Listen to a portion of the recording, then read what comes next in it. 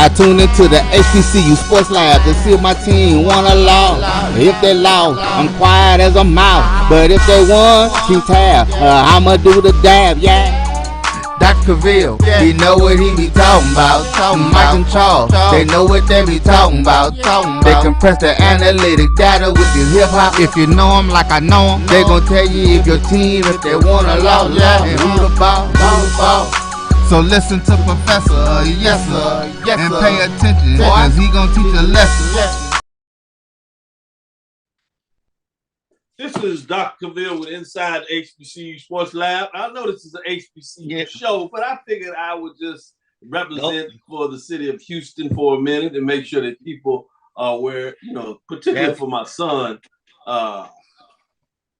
Kenyatta Cavil II, as he's a baseball player. He won a championship last night.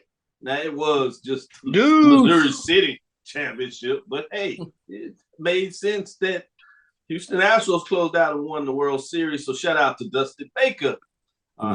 He finally got in one, and I know a lot of folks in the governance structure, if you would, were excited to see that he was able to get it done. So even though this is an HBCU sports show, I thought we start out representing a little bit. That's a shout out to my son, Kenyatta Cavil II, as he got a chance coming from the Jackson State Texas Southern game, which he was fired up. He came in there. We came in early. He walked the streets with his dad. We found out that we had a park. He was not excited about walking back to make sure we could park behind the stadium because it was first class. This son is spoiled.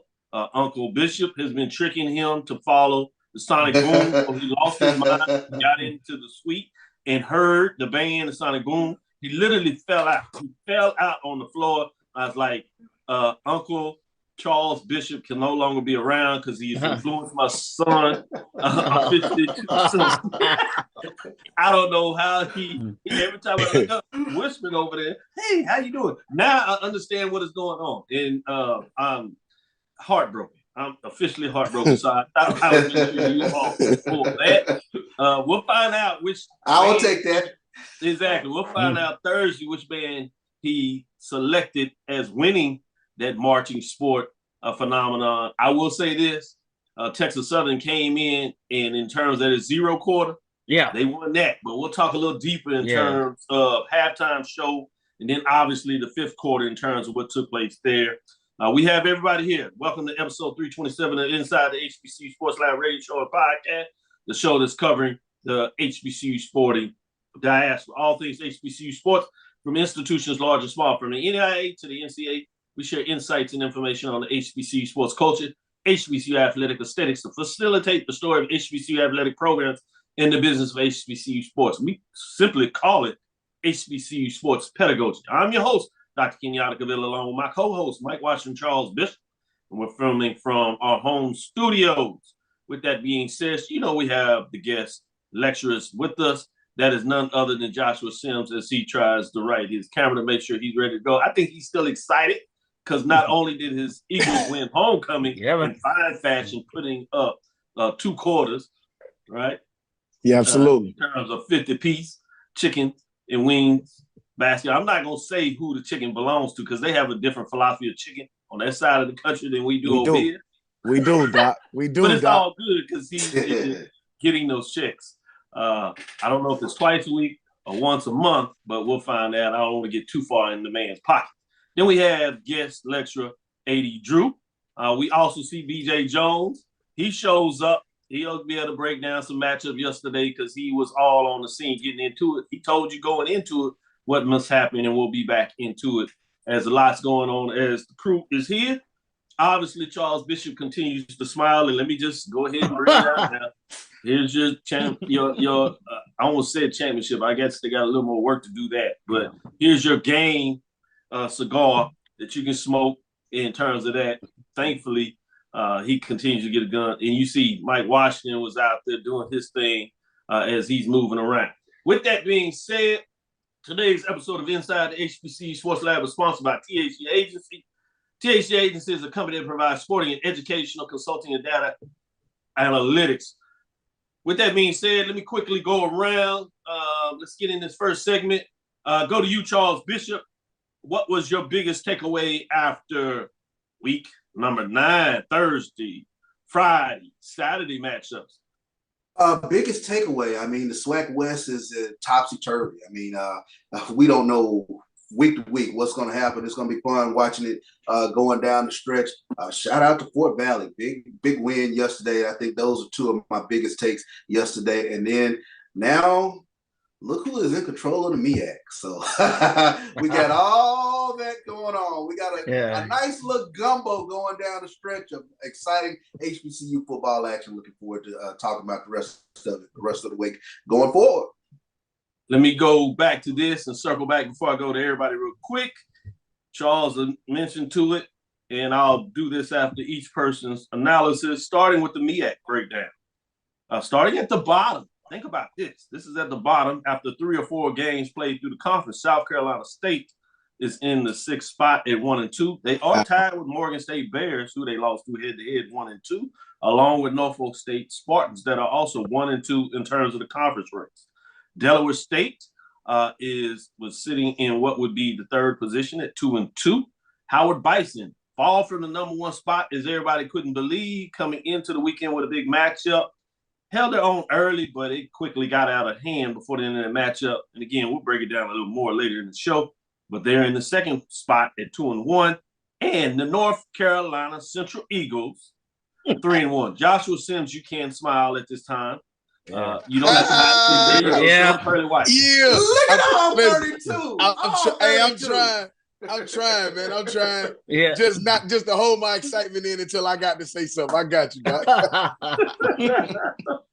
So I got you right now. Let me go to you and just say, what were the big takeaways for you this weekend? Quick. Yeah, Doc, man. Thank you, but man, obviously, first thing being, man, a phenomenal homecoming, man. No problems inside of the city of Durham. No issues inside of campus or around campus, man, which is always a plus for homecoming. But I've got to give a shout out to the 50,000 plus people that came and kind of swarmed on campus this weekend. This was the first time in 3 years, Doc, and I cannot understate this. Last year, we only had homecoming at 50% capacity. The year before that, we didn't have homecoming. And honestly, the year before that, we really didn't have homecoming the way we normally would in 2019. So this is the first time that we had our real homecoming back. And, man, the stadium was packed. It was bonkers in there yesterday, man. And shout out to the entire North Carolina Central football team. I don't want to specifically call out just one person, but I will say Davius Richard for Walter Payton. I will slide that in there. Davius Richard for the Walter Payton. And then also, man, shout out to Dale State, man. Listen, man, that was a game nobody knew. It was in Orangeburg. Nobody knew what was going to happen in that game. So I got to give a shout out to Dale State and how they played. And then just my last shout out, Doc, is to my beautiful daughter. Today is her birthday. It's her 2nd birthday today. My beautiful daughter, Jahari Sims, man. So happy birthday, sweetheart. And Daddy will see you in a little bit. Happy birthday. There you go. I'm glad you got that on the record. Everybody will applaud you and say happy birthday. Good father, great father, proud father. Sir. I like that. And as you said, I must admit, I did call Delaware State Hornets on your Twitter page. You did, I got that one right. A couple other ones wrong, but I got that one right, so I was shouting out. That being said, let me go up to my top dog, Professor Washington, Michael Washington, in terms of what were your big thoughts of this weekend? Yeah, so because my father-in-law and my wife were here, they're from that Fort Valley, Warner Robins area. I gotta give a shout out to Fort Valley. The second thing is, I did call that one. I called that one, but I called it wrong. So, and that whole side of the family is letting me know. The second thing is, man, is it better to play FAMU at the beginning of the year or the end of the year, because they look strong? And then the third takeaway, I think, as CB put it, what the hell is going to happen? Does anybody want to come out the West? Seriously, it's topsy-turvy. You don't know who wants it. So, well, we know one team, Mike, that's not coming out of the West, and that is the Golden Lions of Arkansas Pine Bluff, who are 0-6. Not to belabor the point, Grambling Tigers have quietly maybe snuck kind of in the race. They're at 2-4, to your point. Alcorn State Braves, that many people buried for dead, they're at 500. They're at 3-3. Southern Jaguars are at 3-3. Texas Southern Tigers, with their loss, are also at 3-3. And at top of the standings, if anybody wants to win it, Prairie View sits at 4-2. So literally between those top 5 teams, there's a 2-game difference in terms of what's going on there. So as both you and Charles alluded to, it's going to be interesting these last 2 weeks going down the stretch to see what will happen. We'll talk a little bit about those games and where teams have to play and what may happen. But since I got that, let me go to BJ Jones to talk about his thoughts of this weekend. Oh man, to start on Wednesday, man, we got the upset victory by Mississippi Valley, and I almost hit Mike up, man, because I fell asleep during the game, and so I actually fell asleep. Man, I fell asleep during the game, and I woke up at 3 a.m. and they had the ESPNU replay on, and I was like, "What? 34-14? Like what?" And I'm just confused. In your sleep, he's like, "Hey, am I up? Yeah, I saw you what is tweeted going that. I on? thought that was pretty cool." Man, and then Friday, man, I turned into the biggest Alcorn State fan in America, man. I even went out and purchased a headdress. Yeah, man. Yeah, I was doing all the chops. I'm talking about the war dance, all of it, man. I hate that chop, man. Man, and He would have Alcorn thought the delivered. Atlanta Braves was still in the World Series. Yeah, man. And then yesterday, man, you know, my Jags, man, they just call it what it is, man. They laid an egg. Get inside the red zone, man, which walked away with 3 field goals, which should have been 3 touchdowns, and that made all the difference in the world. And a lot of people are asking themselves about quarterback play. That quarterback play has continued to rear its ugly head. We're talking about 61 yards passing from the starter on yesterday. You had the backup come in and throw 2 passes and threw for half as many yards. And just 2 passes. So, man, it was a up and down and frustrating day. And the killer part about it, somehow, some way, we're still in it. Yep. Yeah, that's the amazing part of it. He had an interception in there as well that set up another touchdown that kind of stretched the game away and took it away from him. But great points when you talk about that. That was similar to the Alcorn game where you thought Prairie View was just getting dusted, but the Braves kept in the game as they would bend but don't break. Literally, I guess you would say. Yeah. They allowed Alcorn to put up 3 field goals the first half and came back and took the lead. Then an extra point was missed, but I'll leave that alone because somebody called him Money Reyes, and then all of a sudden I keep hearing these other names. But I'll leave it alone. I don't want to pick on young folks. They are college folks. So I'm not gonna use what the nickname put out there. I'm not gonna put that in the ether. That's not right. Okay. With that being said, let me go to AD Drew for the last comments of the day. Before I do that, this will make Charles smile. Mississippi Valley, as BJ Jones alluded to, has gotten their first win. It was a conference win, 1-5. Bethune-Cookman Wildcats fall as they were in that game as they've done all year long for 2-3 quarters, but cannot close, it seems. They fall to 2-4 in the conference race. Alabama A&M Bulldogs that lost to Valley are 3-3. Alabama State, surprising many people, are at 4-2. They just continue to find a way to win. They're 6-3 overall, just to give you an indication.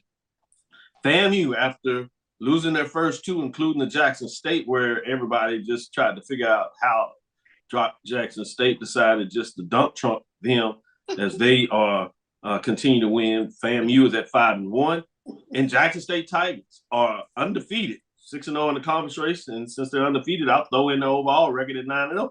So they haze out of the barn there, and they're playing some good football. 80 Drew, what's on your mind? I know you were at Tuskegee. No, Doc, just stop. Working. Doc, did you see that look on Charles' face? I was just about to say that. Did you see that look? I refuse. He was like, he was all. He's sitting there like this. He's sitting there like this, like. And then he go stroke his chin. Now, come on, Looking man. like the cat that swallowed the canary. I'm not acknowledging that. The fun part is I get to watch all the chaos, so I'm just like over here, like he's like this. Oh, what y'all got going on over there? Sitting there just like this. Charles was sitting back like the visiting pastor, like listening to his bio being read. This is how he was sitting back. Thank you. Hey, Drew, go ahead, man. What's your thoughts? Actually, I was at the Fountain City Classic, Fort Valley and Albany State. That was the game that I went to on yesterday.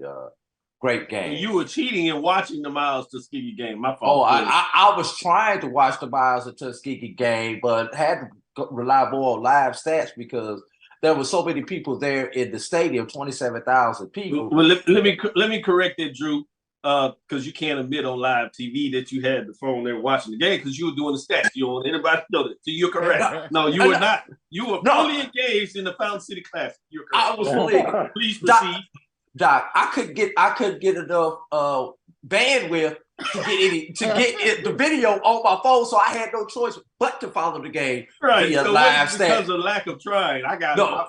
Yeah, and the commissioner was right there over my shoulder while we were up there, and we had about 2-3 devices because he was monitoring some of the games going on throughout the conference. Commissioner Anthony Holloman, so he was very interested in the games also. Going back to Florida A&M. Florida A&M has not lost to another HBCU, not named Jackson State, since pre-pandemic. Just want to throw that out there for everybody. Since pre-pandemic.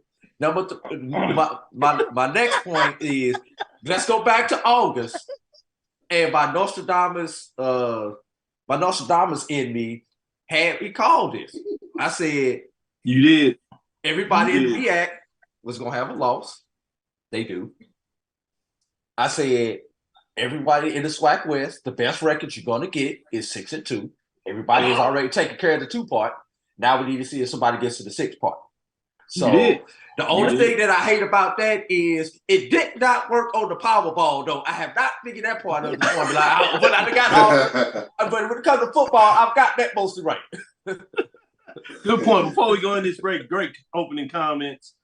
Big South, want to give a shout out to the Aggies because they're doing their thing. I know, Joshua, since you don't use their terminology, but we're going to show the Aggies some love here. Robert Morris Colonials are 0-4. Bryant Bulldogs are 1-3. Charleston Southern Buccaneers are 2-2. Campbell Fighting Camels are 2-2. Gardner Webb Bulldogs are 3-0, and they're tied in first place with North Carolina A&T Aggies that are 3-0. And that game comes up in a couple of weeks. So we'll see if Aggies continue to roll, can find a way to close out the Big South as champions of the conference and head to the playoffs, and then have the debate on whether they are better than Jackson State, because they'll find a way to jump in that, as Charles smiles at that as well, along with many others. We don't have to worry about Tennessee State anymore, your other rival over there in the Southern Heritage Classic. Not only will y'all not play them in the Classic any longer, they also will not have to worry about playing in the playoffs because they're in trouble in terms of the way they lost to Southeast Missouri, and that pretty much closes that chapter. We will keep you up with Tennessee State, and it's another year where they just cannot find a way to get it done. Also, Hampton, they started off really well. They've hit in the Colonial part of their schedule, and they fall to 1-5 in the conference race. They did keep it close yesterday, but they have only had that one win. I think it was their first Colonial game, and ever since then, it has not looked good. Let's get into our break, and since we're playing with these gimmicks out here and showing you things, we'll do this from homecoming. That is Alpha Phi Alpha Eta Gamma chapter. BJ Jones, we'll be nice to you and let you put something out there. Be nice to the alphas out here. Don't get ugly. This is Dr. Mills inside the HBCU Sports Lab. We'll be right back after this break.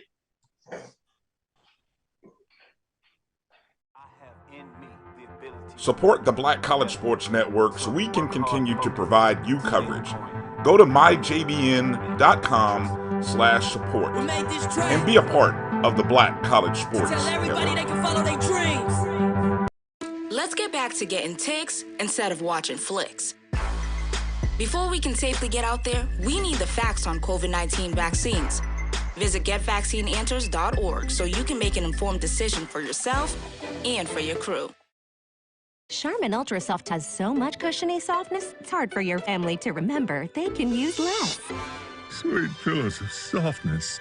This is soft. Holy Charmin. Oh, excuse me. Roll it back, everybody. Sorry.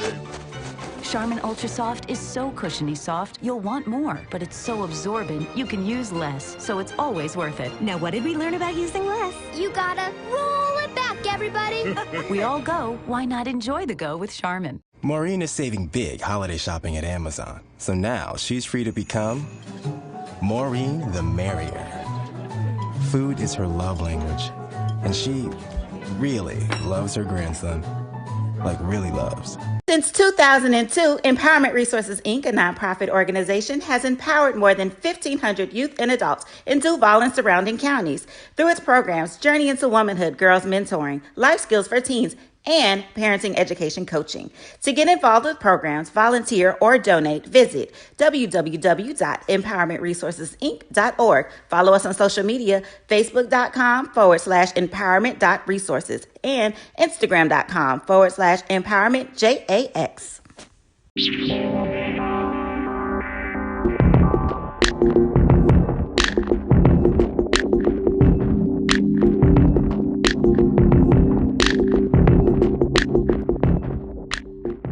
Press the analytic data with your hip hop. If you know them like I know them, they gon' tell you if your team, if they wanna lose, and who the ball.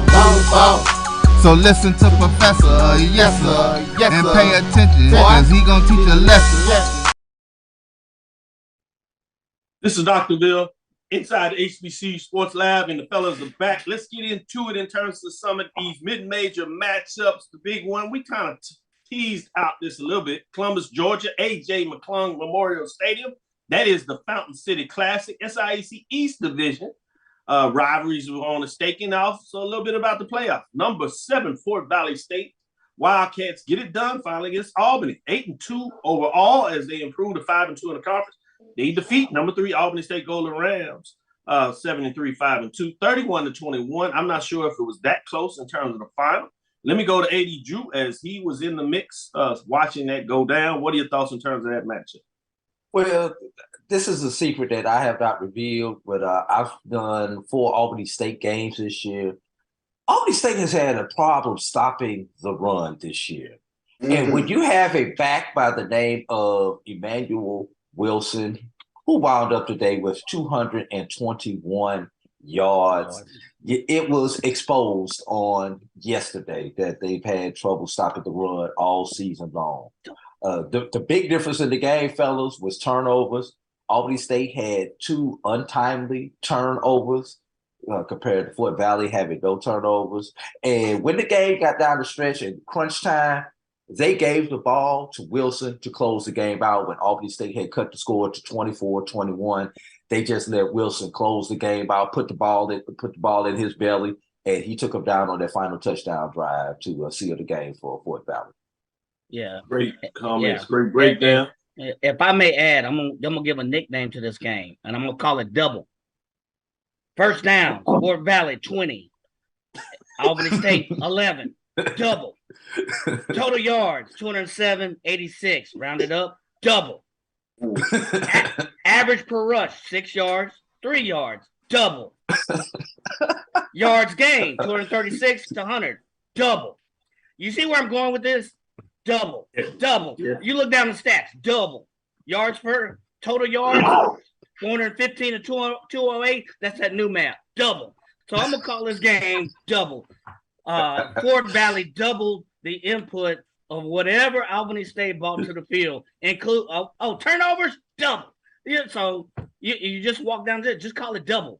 You know, that's my nickname for this. Fort Valley brought it to the Rams. I don't know what kind of efficiency issues Albany State had, but kudos to Manuel Wilson, especially with the 220 yards. But that overall offense for Fort Valley. Hey, Drew, let me ask this question. Go ahead. Let me ask this question. How wide is the gulf between Benedict and the rest of the conference? I think Benedict in the SIAC is the equivalent to Jackson State in the SWAC. That's that's the best as I could put it. Offensively, there are teams that could probably compete with Benedict, may even have slightly better offenses, but I haven't seen anyone defensively who can top what Benedict is doing defensively, kind of similar with Jackson State. Offensively, you got teams who can compete with them, but defensively, there's no comparison. Nope. I got you. Great question. Let me lead back into Charles with the Langston game. Glendale, Arizona. Number 8 Langston falls to 7-2, 6-2 as they do their stock market up and down over the last 3 or 4 weeks. They lose to Arizona Christian Firestorm that improves to 6-3, 5-3. The score of the game was 9-7. Charles Bishop, what were your thoughts in terms of this matchup? Yeah, this is going to be a tough one that Langston's going to hate that they let get away. They had a 2-touchdown lead going into the fourth quarter, and Arizona Christian slow walked them down there in the fourth quarter and was able to get this win. And when you take a look at it, Arizona Christian in the fourth quarter had drives, the extended drive of 12 plays and 10 plays to get this victory over Langston. But that's a tough one. Anytime you give up fourth quarter leads, and you have players of the caliber of Larry Harris that can lead you back. Unfortunately, Langston in the fourth quarter had a couple of 3-and-outs, and then they closed out the game with an interception. So tough one to lose on the road where they had things in hand. Yeah, it's a tough one. It pretty much does it probably for their playoff hopes, which makes it even uglier the second year in a row. Langston starts out really hot and cannot get it done at the end. I'm sure they'll do some reevaluation because the prior program down there is still playing some good football in terms of being in the top 10. It's a tough way to end the season. Joshua Sims. Let's get into this CIAA matchup between rivals. Number 2, Virginia Union Panthers. Can they bounce back? Yes, they do. 9-1 overall, 7-1 defeats number 7 Virginia State Trojans that fall to 6-4 to conclude the inaugural season of Dr. Henry Frazier III as they fall in the conference race to 5-3 and 6-4, as I said, overall. They lose the game as Virginia wins it 33-21. What are your thoughts on this matchup, Joshua Sims? Yeah, man, the big question going into yesterday was exactly as you said it, Doc. Can Virginia Union bounce back after that undeniably disappointing loss to Chowan the week prior? And they did, man. They played fairly well yesterday, obviously did what they do, controlled the ground game yesterday. Virginia State, man, Coach Frazier is obviously back to the drawing board this offseason, gets a chance to get another recruiting class in. It's going to be interesting to see what Virginia Union looks like, kind of going forward. How do they fall as it pertains to where will they fall as it pertains to the playoff situation? I know AD Drew has got much more of a insight on how that possibly could look. And then obviously as we're going into the CIAA championship with Chowan and Fayetteville State, we'll see how Virginia Union ends up panning out in that kind of sequence. But great game yesterday, man. 33-21, man. You can't ask them to kind of bounce back even better in a rivalry game, of course. Biggest rivalry with the HBCUs in the state of Virginia. I've always said Virginia Union, Virginia State is a huge, huge rivalry. So, and obviously, as always, shout out to Jada Byers on just a great regular season, man. And hopefully we get a chance to see that kid in the postseason as well. Exactly. I'm glad you brought up Jada Byers because he's done it all year long. See if he can come home with that. I have another question for AD Drew since so you got Fayetteville State back in the championship. Then you got Chowan this year. You look at the last 10 years, the champion has either been teams named Bowie State, Virginia Union, or Virginia State. Fayetteville has been a championship, and everybody gets hyped up on Fayetteville State. And on paper, they look like the best team this year. What say ye, Brother Drew? This year, another year where Fayetteville State it looks like it's going to a championship. What do you say? Early on, pretty bridesmaid dresses. Yeah. All their sorority sisters have got married if you're a Fayetteville State Bronco. But I'm sorry, I couldn't help that one. Yeah. But yes, the Fayetteville State. It's funny though. Bryce Wick, probably arguably the best or the second best quarterback in the CIAA during his 4 years at Chowan, never had a defense to go with that offense. Now, all of a sudden, Chowan has a defense, and their offense is average at best. So it's going to be interesting. Let's be real. Everybody's pulling for Fayetteville State. I'm gonna break it down later on tonight on the BCSN Sports Wrap. But all right. Can Fayetteville State get it? Yes, they can. Okay. All right. Good one. Great question in terms of Mike with the follow-up and great answer, AD Drew. Let's get in our final team that we're going to break down. SIAC game of the week was not necessarily a game, but it's supposed to be a rival. We'll see if it turns that way over the years. Pretty much that way on the basketball court, but maybe not so far on the football court. As Allen, to their credit, has just brought back football, and the number one team is the Benedict Tigers, as they were on the road, but they did not stop getting done what they've done all year long. They improved to 10-0, 7-0 in terms of conference rate, as they defeat Allen Yellow Jackets that fall to 4-6, 54-21. BJ Jones, what were your thoughts in terms of this matchup? Benedict started off kind of slow. You saw Allen early putting up a lot of fight, man. When I tuned into the game, Allen had just gotten a turnover inside of the 15-yard line. It looked like Allen had an opportunity, to kind of extend that lead a little bit. In the very next play, they throw that interception, and Benedict completely flips the field. And from that point on, man, it was just Benedict doing what Benedict does. And the thing that I enjoy watching about Benedict, we always talk about the offensive line up under Coach Chinnis Berry, but their defensive line, the way that they can get to you with four, they don't have to blitz much. Those four defensive linemen, man, they can eat. And they do it all game. They do it all game. And they got a kid on the back end that might be, he's a young sophomore, but he's one of the best cover corners that you're going to see at any level, HBCU Division II or not. So, man, the future is bright for Benedict. And you look at this football team, ain't a lot of seniors on this football team. This looks like something that Coach Chinnis Berry is building for the long haul. Great points made by all of you all. Let's take our second break as we get into halftime. Marching sport, we'll get into it, come back on the other side. We're going to break down some major division and give you some games to watch this week as we get into it. Stick with us. We'll be back after this break. From novice to aficionado, find yourself here. High quality cigars plus personal customer service. Slow Burn is Waco's only mobile cigar lounge, featuring a meticulous, curated collection of premium cigars. Visit our website, www.slowburnwaco.com. That's www.slowburnwaco.com. Supermarket sushi, really? No. Wait, Troy, you work here? I'm never not working. Like Head & Shoulders Scalp Shield technology, up to 100% dandruff protection, even between washes. Never not working, huh? Oh, Troy, you're such a good teacher. Yeah, I know. Never not working.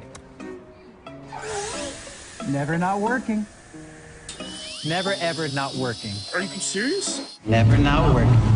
Dandruff protection that's never not working. Head & Shoulders Scalp Shield technology. Yeah. It's like a loot machine. All around town, people trying to get down. Press the analytic data with your hip hop. If you know them like I know them, they gon' tell you if your team, if they wanna loud, and who the ball. So listen to Professor, yes sir, and pay attention, cause he gon' teach a lesson.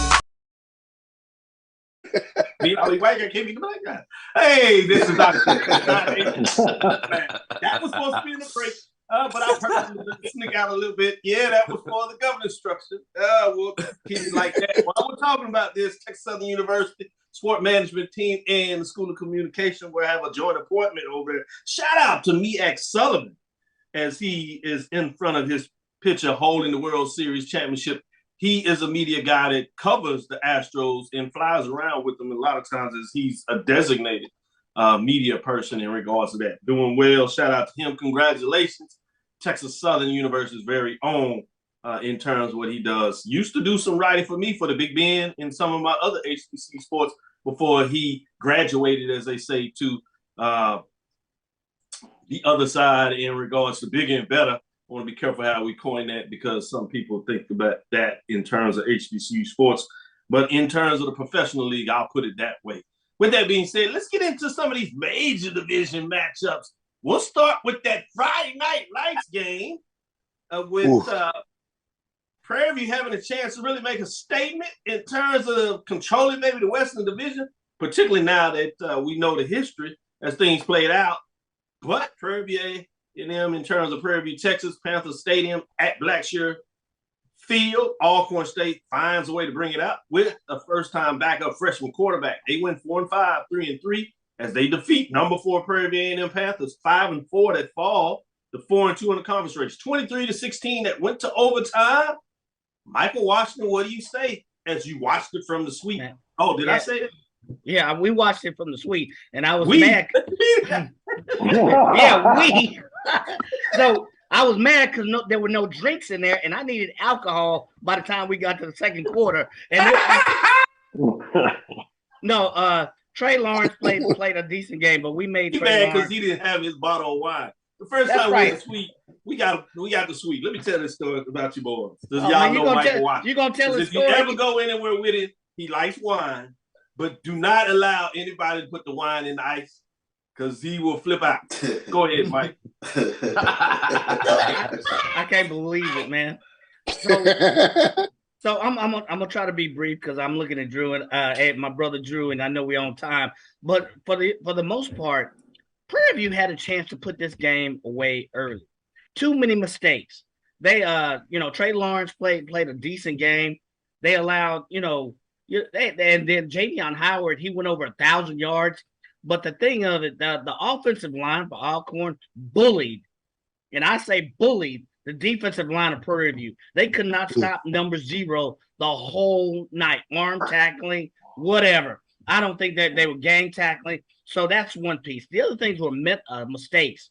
Wide open passes, drop, breadbasket passes. There were 2 passes at least where wide receivers dropped the ball, and they could have still been running right now. So missed extra point attempts, penalties out the yin-yang. I think there was one series that Prairie View had back-to-back false start.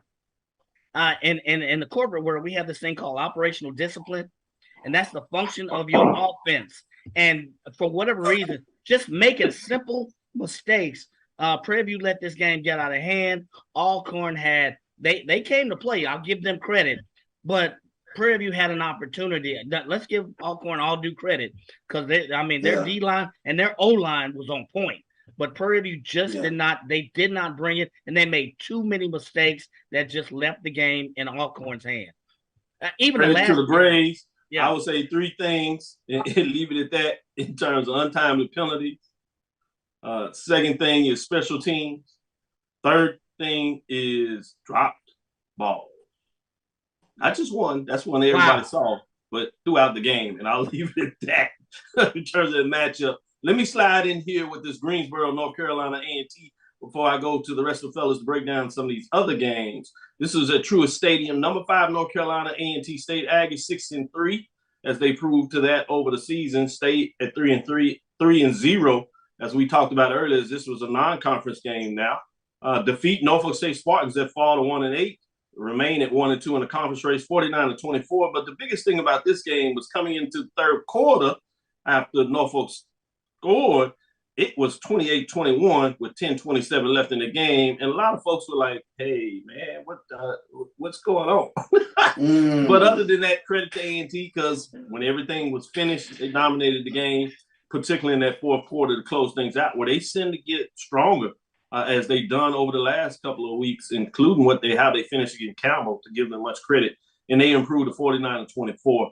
Big-time matchup there. Let's go to this Orangeburg, South Carolina, another overtime game, Alumni Stadium homecoming, MEAC, Saturday.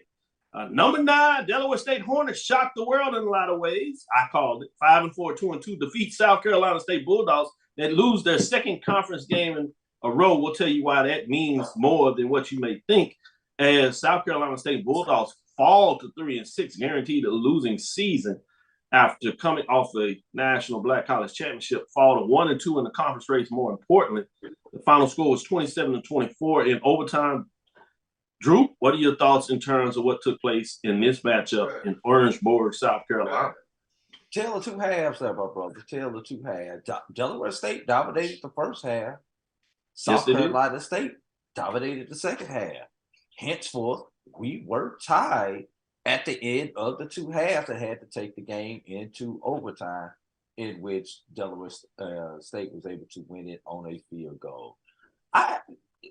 until a few moments ago, I did not really look at the stats, but the telling stat to me out of everything that I saw was 0 for South Carolina State. 0 for 8 on third down, 0 for 1 on fourth down. Can't win too many ball games when you go 0 for that key down. Delaware State was 9 for 17, just for comparison. And one other thing I want to pull out, when are people going to realize shut Shaq down? Just shut Shaq down. South Carolina State, 182 receiving yards. Shaq Davis had 87 of those receiving yards and 1 touchdown. 3 receptions for 87 and 1 touchdown. Eliminate Shaq Davis, you beat South Carolina State. So just put that out there. They've got 2 games remaining on their schedule for those last 2 defensive coordinators. Figure a way. To your point, I think the problem is everybody in the league, probably everybody in the world now knows that. And you can shut him down, but you can't shut him down for a whole game. And no, you cannot. A problem. He is a pro. Easier said than done. Made a catch for that touchdown you talked about that was utterly ridiculous when you saw it happen. You could not believe it, and you could not wait for the replay to verify what you thought you saw with your eyes. So you're exactly right, Drew. Everybody in the world knows, including these coaches, but he is a problem. With that being said, great breakdown and analysis. Let's get into this next one and go to Joshua Sims Sr., as he alluded to how excited he was for homecoming. But break this down game for us. Durham, North Carolina, O'Kelly Riddick Stadium, I should say, homecoming. That was number 3, North Carolina Central Eagles, improved to 7-2, 3-1 in the race, and now have a commanding spot in control. Can they hold it? Defeating Howard Bison, who fall to 3-6, 2-1. They thought they were maybe ascending and taking the next step, and they go to what Mike Washington says, Howard. I'm not even going to get with Joshua Sims. I'm going to let him talk about the Eagles because what he says about the Bison are not right. Yeah. They win 50-21. Go ahead, Josh. Yeah, Doc. I mean, honestly, this is the truth, man. I have some very vicious things to say about Howard and just overall. But much appreciations for them showing up to homecoming yesterday, man. I appreciate them actually coming there and being on time and, being out there warming up and everything, man. I appreciate you guys from the bottom of my heart, from us to the Mecca. We appreciate you guys showing up. But as it pertains to the game yesterday, Doc, it was very evident from the beginning of the game that we were looking to make a statement. First series, we get a 3 and out. We get the ball back. We score on the first play from scrimmage on offense yesterday. 70 yards. 70 yards to E.J. Hicks. The ensuing kickoff, we get a safety. We go up 9-0. And from there on, man, it just looked like we were piling it on, man. And as I've said, as all great teams, as good as your defense is going to be, they're going to be. But your team flows through your quarterback play. And Davius Richard yesterday played as lights out as we've seen him play all season long. 13 of 21 yesterday for 281 passing yards, 3 passing touchdowns. And then he sprinkled in 2 rushing touchdowns as well. He broke a 66-yard rush yesterday on them. He ran out of gas a little bit at the 3-yard line. But, I mean, you talk about a masterful combination yesterday of that young man. I mean, this was amazing, man. It was great to see that kid kind of play his best and most fluid game yesterday. And then I just want to give a quick shout out to our special teams yesterday. Listen, we've had a rough go at it this year on special teams as it pertains to kickoff. We gave up another kickoff return yesterday, but our kicker was lights out yesterday. Adrian Olivo, 6 of 6 on extra points yesterday, 2 of 2 on field goals yesterday, hit a 43-yarder, a 36-yarder yesterday. I mean, the kid played lights out yesterday. After 2 weeks ago, we jumped on him because of how he played against South Carolina State and missed 2 field goals, but he played great yesterday. He was lights out. And, man, just shout out to Eagle Nation, man. Cam Newton was in the building yesterday. Killer Cam was there yesterday, so it was a great day. For curiosity purposes, is there anyone in the SWAC we can compare Davius Richard to? No. I can, in terms of a team. Yeah. And I'll do that after you break down this game, Charles. That was in Houston, Texas, PNC Stadium. Number 1, Jackson State Tigers, 9-0, 6-0 in terms of the conference race. defeats number 10 Texas Southern Tigers 4-5, 3-3, 41-14 was the final there. What were your thoughts in that matchup?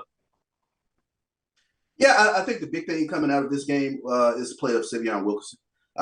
You can try to take away Shedeur Sanders in terms of dropping 8 and things of that nature. Shedeur is going to, take what you give him underneath. I think, sometimes when he tries to push the ball downfield, he has a tendency to hold the football a little bit too long. But if he takes what he's given, he's going to continuously get his, 70%, completion rate, things of that nature. But Savion adds another dimension to this offense. And yesterday he rushed for over 200 yards, ran through a bunch of tackles. He is such a hard runner. And then when we talk about this all the time with regards to him, he's a complete back. He can run in between the tackles, he can bounce it outside, and then he catches the ball out of the backfield. So he gives you that triple threat with regards to Jackson State's offense. And then defensively, for a change, the little chink yesterday, they gave up a touchdown in the third quarter, first time all season that they've given up a touchdown in the third quarter. And it gave the illusion of a game that was still in the balance. The score was 21-14. And then Jackson State was able to answer with some touchdowns there in the third quarter, and subsequently in the fourth quarter, they were able to put it away. But, I think sometimes you kind of take a look at the theme of dominate. And when a team is still relatively close, we lose sight of how good this Jackson State football team is, because even when they're not playing their best game, they're still extremely potent. They're still really, really good. So that's some of the things you kind of have to keep in mind with Jackson State. Charles Bishop, you got to be careful just because folks don't celebrate Jackson State like Jackson State fans. And y'all that rivalry to some folks. It's not because they don't understand that Jackson State is good. It's obvious, unless you're a blind man, that Jackson State is good. I will say this. While a lot of the fans probably want to see Southern just because of the rivalry, and they would like to think that maybe they can beat Southern for the second time, or Southern fans would love to find a way to dethrone Jackson State in the championship game, I would imagine the team that you'd want to see in that matchup would be Prairie View, because you asked what quarterback is similar to Darius Rich in terms of the SWAC play, and I want to see what Sims thinks about this. In terms of overall teams and how they play, I think the two teams that play schematically like North Carolina Central is Texas Southern and Prairie View. With the caveat is North Carolina Central has a better defense than both those teams. Bingo. Yeah. Bingo. North Carolina Central has a better quarterback, in my opinion, than both those teams, and that hates me because I love what Andrew Body is, but I think that Richardson is more accurate than obviously Andrew Body, and is a better passer than Prairie View quarterback. So Conley in terms of that matchup. So in schematically how they do it, I think Prairie View has a better running game than that. But because Trezon is not quite the pocket passer that you need coming out of the style that he plays, gives people a problem, and their defense doesn't help them much. But those are the things schematically, I think, when you talk about what does that look like, and it's going to be fascinating to say, because I think Central has a better defense, and you saw what the defense was able to at least keep Texas Southern in that game in regards to making them not have the big plays, as Dewar is very sharp about taking what he gives, even if that means running the ball and taking your time to slice you and nick you up to make you feel that you're in the game, but then they end up dump trucking you later. Joshua Sims, any thought on it? Yeah, man, I was just going just in 15 seconds, man. That actually was a really good comparative kind of comparison. Football guru shook their head. Yeah, absolutely. Just from that, and even, kind of how, sequentially they put together drives is very similar. Prairie View on the offensive side puts together drives very similar to how we put together drives. Yep. It's situational football that kind of makes the difference between us and maybe a Prairie View, where, by having a Davius Richard who has the ability, I mean, let's be honest, he's a 65% completion passer this season. He's much more accurate, and we've seen him kind of grow and progress as he's been there at Central, where it is inside of the red zone. Prairie View is a little bit more balanced than we are. We sometimes overthink inside of the red zone, which is a little bit ridiculous, and I'm not going to go on a tangent about that. But what I will say is, Charles, if you're looking for a comparison to try to get an early look for Atlanta, I'm not going to give it to you. That's all I got to say. Hey, Josh, I'm going to help you out because Jackson State fans are already looking at film. I already Central, know. And trying to get that roundabout, like who is similar to Central. I just for conversation. Just for conversation. It's going. Hey, look, Charles, and look, what I will say real quick, my last point, Dr. Cavil, is this is going to be a really, really good game. I really want people to get out of the thought of what they saw for us against Campbell and what they saw for us against South Carolina State. Those were two games where that was an anomaly of a team. That was not our regular team. What you're going to see and what you've seen here lately, and what you're going to see throughout the rest of the stretch is who we really are. And if you look at that, Shedeur Sanders in that offense against our defense and Davius Richard in our offense against the Jackson State defense is going to be a very, very good game. If you haven't already got you a ticket to Atlanta, I'm giving you guys the push. Go ahead and buy your ticket to Atlanta. Go on and get your hotel. We're going to be in the building, baby. Eagle Pride, we're looking to knock off them Tigers. We got to take care of business next week first, though. I'm sorry. The other thing I would say about that matchup is North Carolina Central, like South Carolina State, and the MEAC in general is not going to come in there with a lack of confidence, which I think is important. And you don't see that from Prairie View. You don't see that from Prairie View or Texas Southern. They come in with a different level of confidence. I'm not sure exactly. The last thing I would say on this is I certainly elevate the coaching staff of North Carolina Central over both Texas Southern and Prairie View. And that, I hate to say that because I'm connected to both institutions. With that being said, before we get out of there, I'm going to go to BJ Jones to talk about this game in Tallahassee Bragg Memorial, where he can talk about, y'all talk all these matchups you want to, Southern still sneaking around that chicken. Let some things fall their way, and they're going to hurt everybody's feelings. With that being said, number 2 Florida A&M Rattlers that are looking to see if they can find another spot in terms of the playoffs. And there's still one game out. So if just the world falls apart, they can still find a way to be in a championship game. Hosting it, as crazy as that may sound, as they defeat number 7 Southern Jaguars 5-4, 3-3. You talking about the schedule getting you this year? 2 rivalries on the road, back-to-back games. Interesting as they fall 30-16. What are your thoughts on this, BJ Jones? Biggest thing is that Southern was able to get into the red zone 3 times in the first half and only came away with 3 field goals. And had untimely penalties. And if you're a Southern fan, you got to be worried about the quarterback position. In the last 2 weeks, a quarterback has completed way less than 40% of his passes for about 168 yards. That ain't going to get it done over a 2-game stretch against the likes of Jackson State and the likes of FAMU. Southern fans will love to see Jackson State again.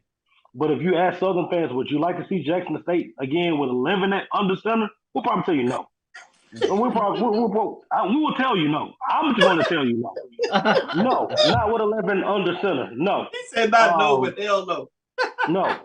No. You look at it and what's up, Chuck? What you got, Chuck?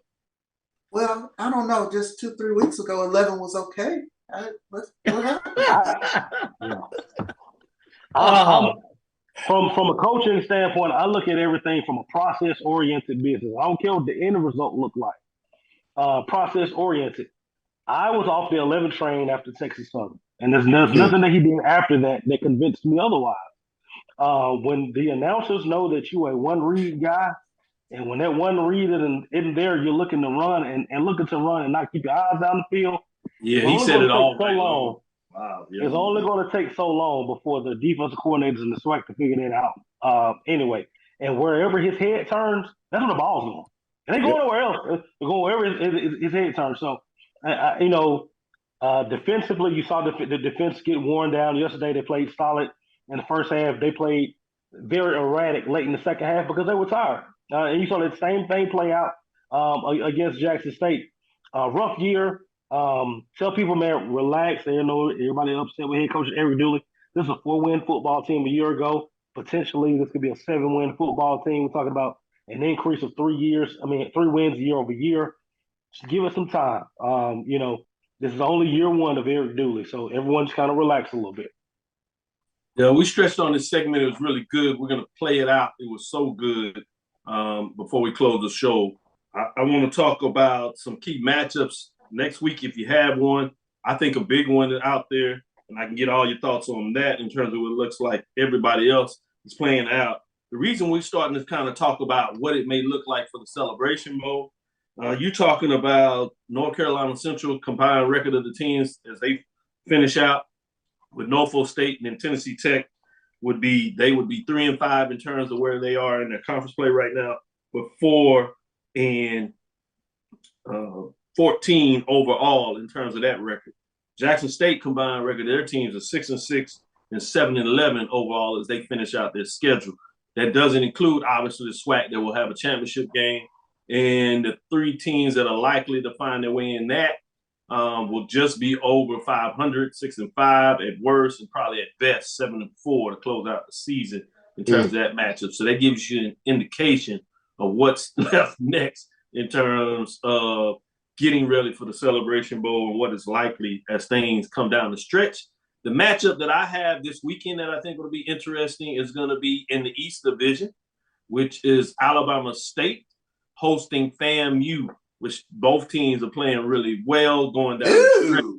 Alabama State has won 3 straight games. FAMU has won 7 straight games.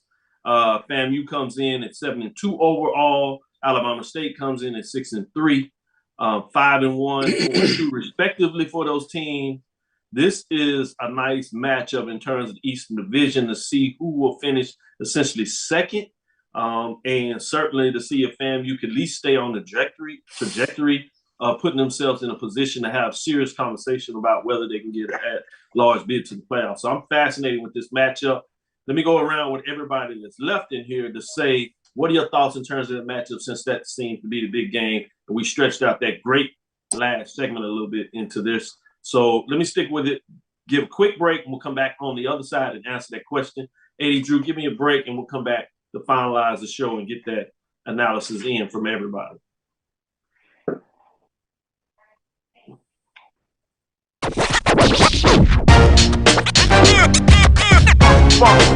It's like a loop machine.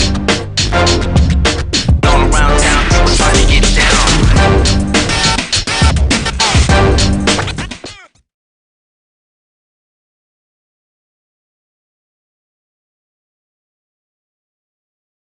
Thank you guys for what you do for HBCU athletics. This is a fantastic avenue for all of us. This is our ESPN, so we love what you guys do. Brian, AD, Roy, all you guys at BCSN. We really appreciate what it is that you guys do for us.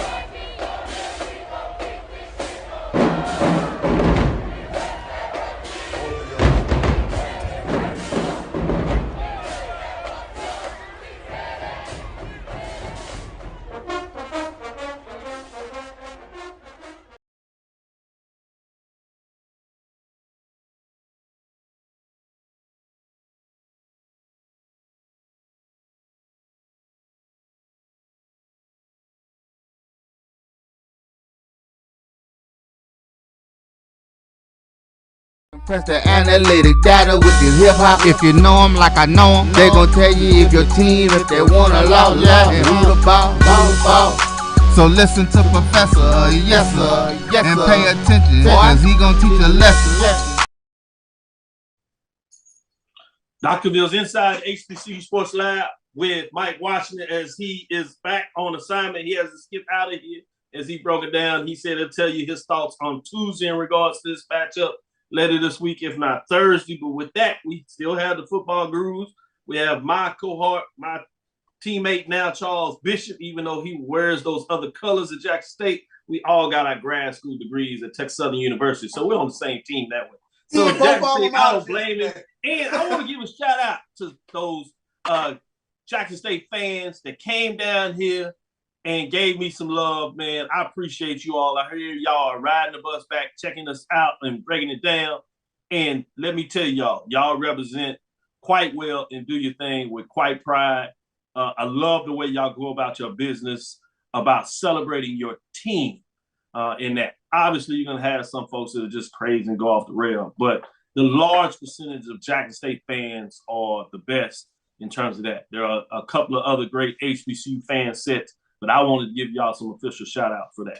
Get back to it as we close out on this last segment. As we told you, we're going to break down this Alabama State game versus FAMU, a rivalry that people really don't realize because of the distance. Used to go back to the SIAC days for a while, play off and on, but this is the type of rivalry where fans get into it because they can travel to both schools and really get into some motion. So this one will be one that grows over the years, and now it means something in terms of the record. So I'm fascinated about what this looks like. I'll save you for last, Charles, just because of the matchup in a lot of ways. I'm going to go with 80 Drew first. No, I'm going to save you too, 80 Drew, because you're connected with the school there. So I'm going to go to Joshua Sims on the outside. Let me know what are your thoughts in terms of this matchup. Yeah, man. From my perspective, Doc, this is stop number 2 on the FAMU to the FCS playoffs tour. Stop 1 was this week, with this past week against Southern. You know, to try to make a case for them to go to the FCS playoffs. This is stop number 2. This is the second game in that kind of streak of games that'll kind of make their resume look a little stronger to be able to get to where I consider to be the consolation prize, which is making FCS playoffs. The big prize is getting to the Celebration Bowl. I mean, let's be honest. And man, I'm gonna be honest, Doc. Could you imagine how this would have looked next season without the structure of the 2 sides and the 2 best teams in the SWAC end up going to the championship?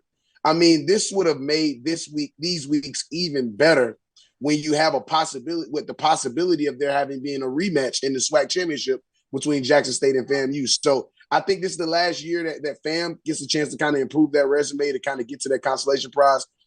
As I see them beating Alabama State, but I don't think it's going to be a runaway. It's going to be a close ball game. Good points. BJ Jones, what are your thoughts in this matchup? Well, I'll tell you what, man, the Hornets have been pointing towards this ball game. This is going to be, they're going to get a nice crowd for this. There's a lot of intermingling of the fan bases between Alabama State and Florida A&M, particularly amongst the marching bands.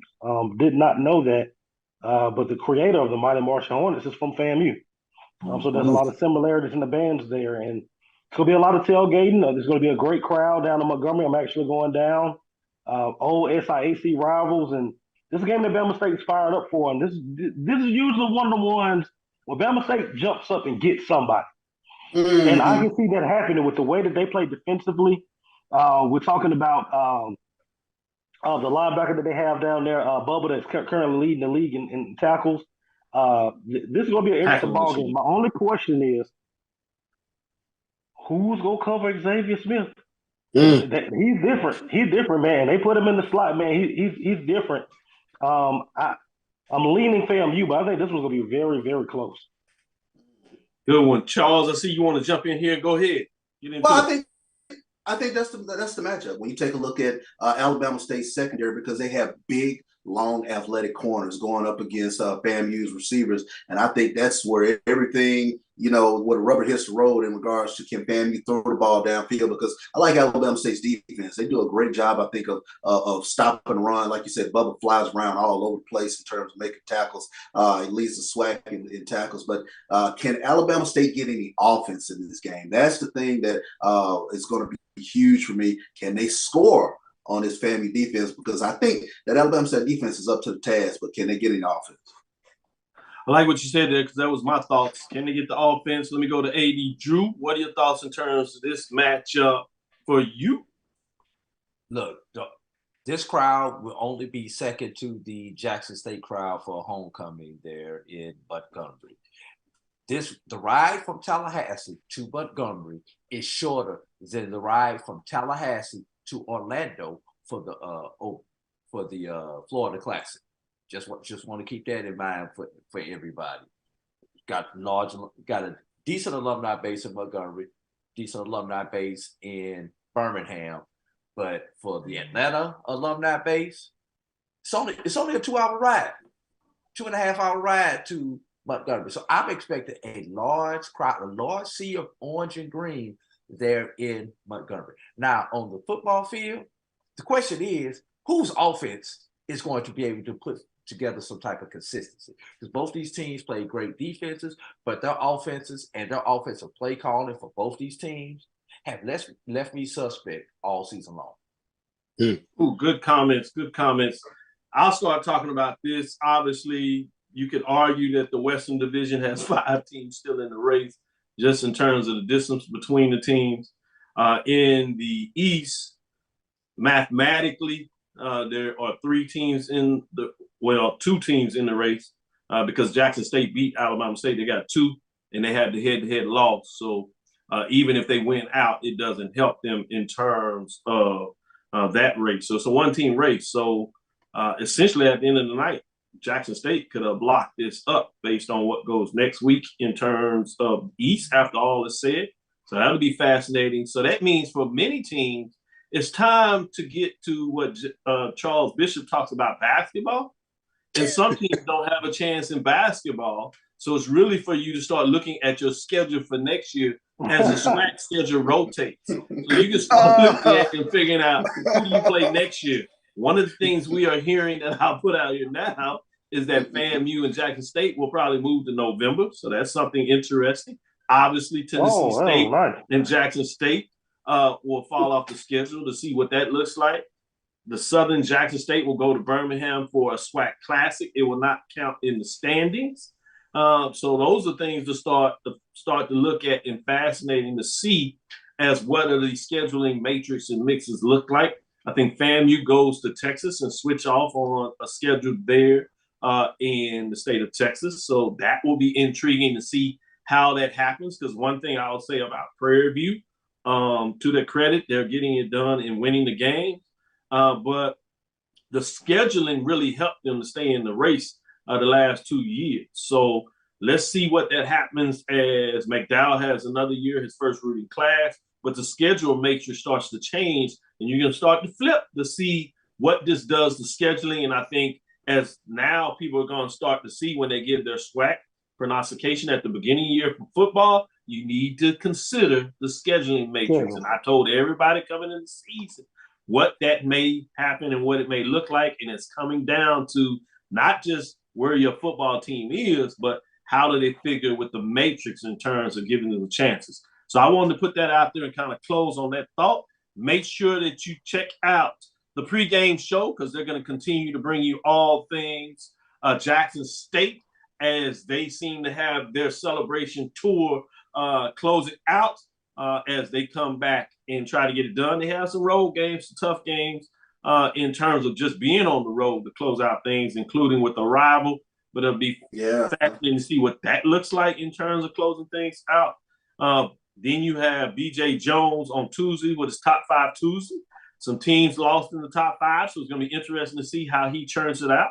Obviously, on Tuesday, I release right here on our show, Tuesday, the top 10 mid-major, major divisions. We start this churn to see as we got these championship games getting closer to Division II playoffs to see what that looks like. So make sure you check out A.D. Drew with his D2 writing, what he gets done. And talking about A.D. Drew, tune in tonight as he gets a deep dive with Brian and A.D. in terms of the sports wrap. And then as we go through the week after you check out BJ Jones on his Twitter on Tuesday night, make sure you tune in Wednesday to get a little more of it. Joshua Sims Sr. And it's, as I said, for a lot of folks, it's time to get to the hardwood. You can check out basketball from HBCU perspective coming on Fridays, probably every other Friday, if not every Friday, and we'll give you some more information on what that looks like. Then you got Saturday with Carlos Brown, as he does a great job breaking them. We'll see if we can bring him over to the fold and kind of pick his brain this week. We'll see if we can get him in on Tuesday to give you some updates of what he thinks, very cerebral as he breaks things down. That's the record. Make sure you continue to check us out across the board on Black College Sports Network. We're going to be trying to do some surprises, continue to get some things. We teased out a little bit. The BJ Jones or Joshua Sims are working on some things in the background. just to break down some nuances and things like that. And don't be surprised if they sneak up and find somewhere that they have you even more in the ear than often. We'll see if we can get that done before we close out the season. If not, make sure you tune in next year because we're going to have big things coming to you. Thank you for listening to Inside the HBCU Sports Lab. Make sure you share a podcast with your friends and colleagues. I am Dr. Kenyatta, the Dean of HBCU Sports, coming from inside the lab in the College of HBCU Sports with Mike Washington, Charles Bishop, talking about Mike. Make sure you continue to check out the 1876 Sports and Culture podcast as it drops every Tuesday. Again, we want to thank you for listening to Dr. Mills Inside the HBCU Sports Lab with Mike Washington, Charles Bishop, every Tuesday and Thursday at 6 o'clock Central Standard Time.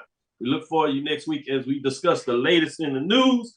And as I open up the show, let me shout out to Deuces again off the screen. He gave some love to his championship yesterday. And folks out there as we in the market. Astro, shout out to Dusty Baker getting it done of all what he's done to baseball. Couldn't happen to a better person. Very proud of what he was able to do to check that box off. Inside the HBCU Sports Lab 1 on Twitter. That's Facebook and YouTube on Inside the HBCU Sports Lab. Follow me, Dr. Kenyatta Cavil. That's Twitter, Facebook, and Instagram. DrKenyattaCavil. Dream big. Continue to move forward. We will talk with you soon. Charles. Of course. AD Drew. Lecture. And from the football guru, Swack and Miak, as they give it to you like none other. Make sure you check it out, those Twitter spaces. You get me to come on here and talk a little different on the Twitter space than you normally see me posting on this page. So if you want to see a different side of the professor as I go into my professor mode and give those F squared, Charles knows about this because he's seen me in raw effect. Check out Twitter space. You see a different side of Dr. Ville. It's like I'm in the lab, office hours. It's a little different when you come to the office hours. It's just a little different. F squared in life, you know what we do. Check it out. Again, dismissed. Thank you all for all the love. We appreciate y'all. Man, great comments. Great.